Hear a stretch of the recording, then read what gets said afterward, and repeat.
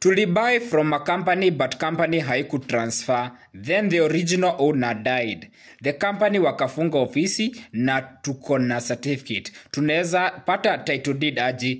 So sasa hapa mfuasi in the Land Surveying Civic Education class anauliza that wao waliweza kununua shamba kutoka ile kampuni na sasa ile kampuni mwenyewe ameaga dunia na kampuni imefunga. So one thing in the due diligence in the civic education class niweleza, ukinunua shamba kutoka kampuni ensure that umepewa certificate of corporation ya ile kampuni na umejua directors ni kina nani. Sasa ukijua directors ni kina nani, proceed uende utafute CR12. CR12 ni land search ya ile kampuni.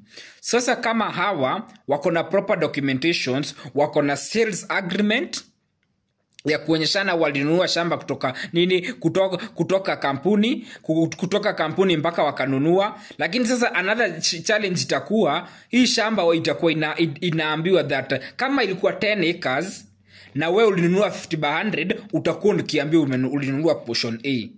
So that is a challenge ya kununua kutoka kampuni alafu ununue shamba ikikuwa haijafanywa subdivision. Shamba haijafanywa subdivision inamaanisha shamba yenyewe ni 10 acres na wewe unanunua 50/100. So sasa ili tukuja kuprocess 50/100 shamba Njogu Surveyor 10 acres, lazima tugawanisha title deed tutoe tudogo tuwa 50/100 tukisema Njogu Surveyor. Sasa ako ka title deed ka Njogu Surveyor uweze kujitransferia. Sasa wafuasi kwa hivi, if you have proper documentation, mko na sales agreement, mlifanya bank to bank transfer.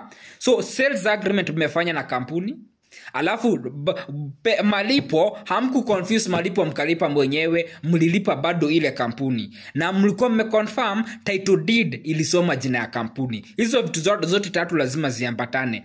Title deed inasoma jina ya kampuni, sales agreement mlifanya na jina ya kampuni, na bank to bank transfer ni jina ya kampuni, alafu mconfirm ile kampuni mlikuwa mmefanya CR12, hiyo ni company search, mkajua hizo jina zina stand, na alafu mkaconfirm directors ni kina nani. You can always go ahead.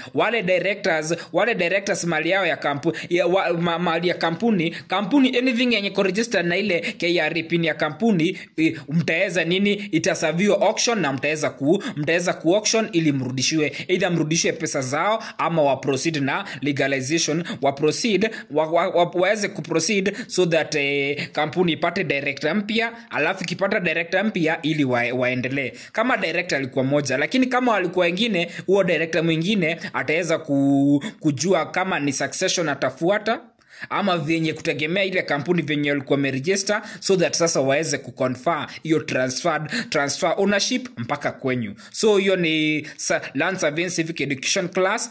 Kama una swali yote kuhusu shamba ama civic education, my number is in the bio. Kumbuka I charge a consultation fee. Jua si possible kunipigia 20 minutes uniambie Njogu nitakupea kazi. Ndio utanipea kazi, lakini kabla unipea kazi haitakuwa possible tuongee 20 minutes kabla usetwa consultation fee. It's just a cup of coffee. Then I'm available, you can see me in the office. Alafu pia I can come to your location.